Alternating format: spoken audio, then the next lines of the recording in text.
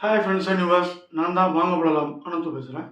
இன்றைக்கி நம்ம ஒரு டிசம்பரில் தேட்டர் ரிலீஸ் நல்லா ஓடிடியில் வந்திருக்கிற எக்கோ அப்படின்ற மலையாள படம் தான் பார்க்க போகிறோம். இது கிஷ்கிந்தா காண்டம் எடுத்த இயக்குனர் தான் எடுத்திருக்காரு. ஆர்டிஸ்ட்லாம் ஒரு நார்மலான ஆர்டிஸ்ட் தான். வினீத் நரேன் மாதிரி இந்த மாதிரி ஓரளவு தெரிஞ்ச பிரபல ஆர்டிஸ்ட் தான் படத்தில் வராங்க. இந்த படத்தில் ப்ளஸ் எடுத்த விஷயம், த்ரில்லிங்கான ஒரு கான்செப்ட்டு, படத்தோட location, music, towards the climax நம்ம கொடுக்குற ஒரு அனுபவம் எல்லாமே சேர்த்து சூப்பராக இருக்குது. குறிப்பாக படத்தில் நாய் முக்கியமான வேஷம் போட்டிருக்கு. இது நம்ம ஊர் கொங்கை நாய் தான் இந்த படத்தில் நடிச்சிருக்கு. இந்த படத்தில் நம்ம நரேன் ஒரு முன்னாள் நக்சலைட்டில் ஒரு பெரிய ஒரு கொலகாரனாக நினச்சி ஒருத்தனை தேடி வர்றாரு. அவருக்கு என்ன ஆச்சுன்றதை ஒய்ஃப்ட்ட விசாரிக்கிறது. ஒரு பக்கம் ஃப்ளாஷ்பேக்கில் அவருக்கு என்ன ஆச்சு, கரண்ட்டில் அவருக்கு என்ன பிரச்சனைன்றதை தேடிட்டுருக்காங்க.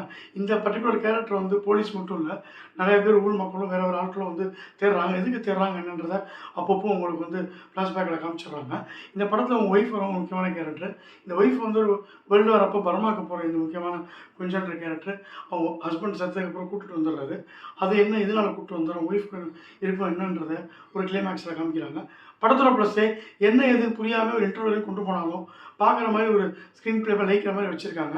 அப்பப்போ ஒரு நாய் அது பண்ணுற பிரச்சனை, இந்த கொஞ்சம் பெண் யாருன்னு தேடி வர அந்த ஒவ்வொரு கேரக்டர்ஸ்க்கு அவங்களுக்கு ஆகிற ஒரு பிரச்சனைகள், படத்தோட வினீத் நிறைய சின்ன சின்ன கேரக்டர்ஸ் வச்சு படத்தை கொண்டு போனதும் எல்லாமே அருமையாக இருக்குது. முக்கியமாக படத்தோட கேமரா சான்சல், அந்த மலைகளை அவ்வளோ அழகாக லாங் ஷாட்லேயும் சரி க்ளோஸ்அப்லேயும் சூப்பராக காமிச்சிருக்காங்க. மெயினான ஆளுக்கு அடியால் வர அந்த பையன் சின்ன பையனாக தான் நடிச்சிருக்கான். அவனுக்கு போலீஸ்க்குமான ஃபைட்டு, அவன் கேரக்டர் கொஞ்சம் டேர்னர் ஆகுது. அவனுக்கு இவங்க ஒய்ஃப்க்குமான வேஷங்கள், அது நாய் நன்றியுள்ளதாக இருந்தாலும் அது யாரை காப்பாற்றணும், எதை காப்பாற்றணுன்றது எந்த எஜமான் முடிவு பண்ணுறான்றதை சூப்பராக படத்தை சொல்லியிருக்காங்க. இது இப்படி தான் தீர்மானிக்கும் போது படம் அங்கங்கே வேறு வேறு டேர்ன் இருக்கிறது படத்துக்கு ப்ளஸ்ஸு.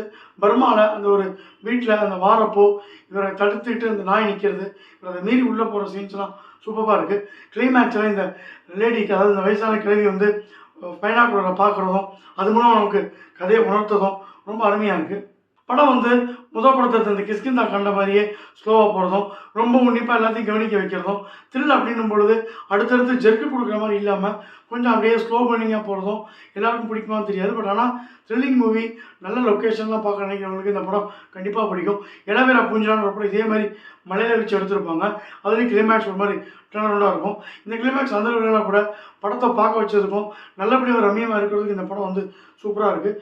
ஆர்டிஸ்ட் ப்ராப்ளம் இல்லாமல் இருந்தால் கூட நல்ல ஸ்க்ரீன் பிளே, த்ரில்லிங்கான ஒரு அனுபவத்தை கொடுக்குற லொக்கேஷன், மியூசிக்கு இதெல்லாம் வச்சு தரமான படத்தை கொடுக்கலான்றதை திரும்ப இந்த இயக்குனர் நிரூபிச்சிருக்காரு.